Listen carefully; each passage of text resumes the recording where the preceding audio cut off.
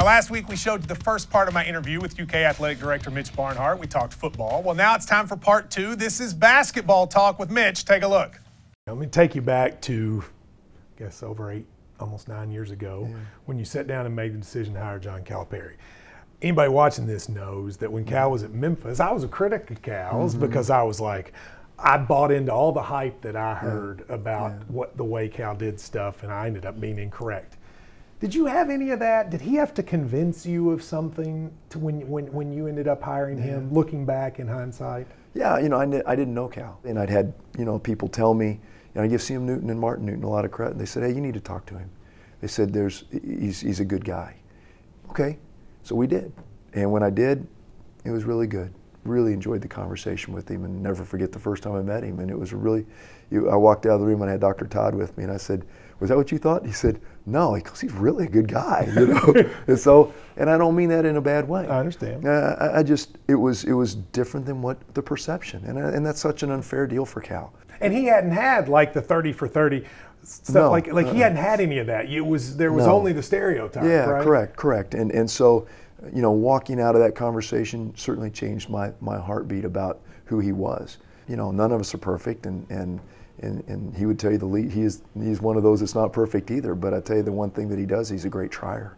He's a great trier, and I think that he really genuinely, what I got that day and every day since then, is he genuinely cares about people, whether that's his players, his staff, the people in this community. He's a great trier of things to make things better for people in general. And I've said this many times, and I'd say it again. I'm not sure that anyone understands. I'm sure they understand it to a level, but no one can do from a CEO level of basketball at the University of Kentucky what John can do. And he and Ellen are great ambassadors for this university, and they care deeply about our community, and they show it in very unique and special ways. And then, oh, by the way, he can really coach the game of basketball. Do you remember the first time you heard the phrase or thought about the implications of one and done? Because, I mean, it started with that first year. Yeah. But when did you, and then was that like first, I can remember very vividly when I really first sort of hit me. He was doing a speech in Western Kentucky, and I can't remember whether it was a civic club or what it was. It was massive. I mean, it was massive. There was, 1,500 people there. And he got up and he talked about, y'all are going to have to be okay with this one and done thing. And I remember tilting my head going, I'm not sure. So then from there, we get into the deal. When he began to walk you through what he meant and how it was going to work, and not work, I don't mean it in that way, but what the ramifications were for college basketball, for the players involved, for the university, and how you put that together for the good of all, then I was okay. I was fine. I began to understand why it was important. And I think in a world today where a lot of times things are done for all the wrong reasons, this was done for all the right reasons.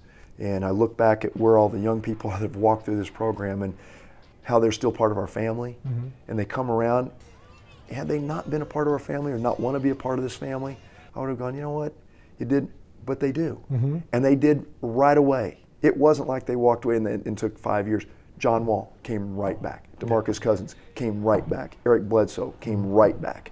They love this place, and they are part of the Kentucky family, and that's been refreshing to me, and that's been so cool to watch. They've never forgotten why they came here or what they came here for. True, there was basketball, and there was something greater than that, but it was so neat to watch them remain a part of the Kentucky family. Did you, let's say in the lowest point of that last Gillespie year, did you think it would get like this, like it did, or did it happen even quicker maybe than you thought? You talking about the success with Cal? Just success. Of yeah, the program. you know, at that point you're just hoping for something better. You know? Anything. Oh baby, you just wanted it to be better. Yeah. And I know how important Kentucky basketball is to the state. I mean, there's no question how important it is. So I wanted it for our fans. I wanted them to be able to walk into Rupp Arena and watch us on TV and get back to the things that they're familiar with, the Final Fours and making runs at championships and the great fun times we've had in Atlanta's and Nashville's at the SEC tournaments. Those are you know, and the funniest part was with Cal, especially early on when he first walked out that first year and says, SEC tournaments, I don't care about those at all. And boy, and our fans go, whoa, hold on, we have a lot of fun there. Yes, you yeah, know? and he changed on that. Oh, no bit. question he did. You know, he did. I remember saying to him, Yeah. I had a conversation with him about the SEC tournament. It was after that first year when he had said that. And I said, hey, people love that. And you're not going to talk them out of it. Oh, no way. And he's come around on it. Oh, yeah. Well, he appreciates the fact that it's a lot of those folks that can't make it to the other games, and they get there. And that is their opportunity to see the Cats. And so it's been fun. So I might have come around on one and done. He came around at SEC championships and tournaments.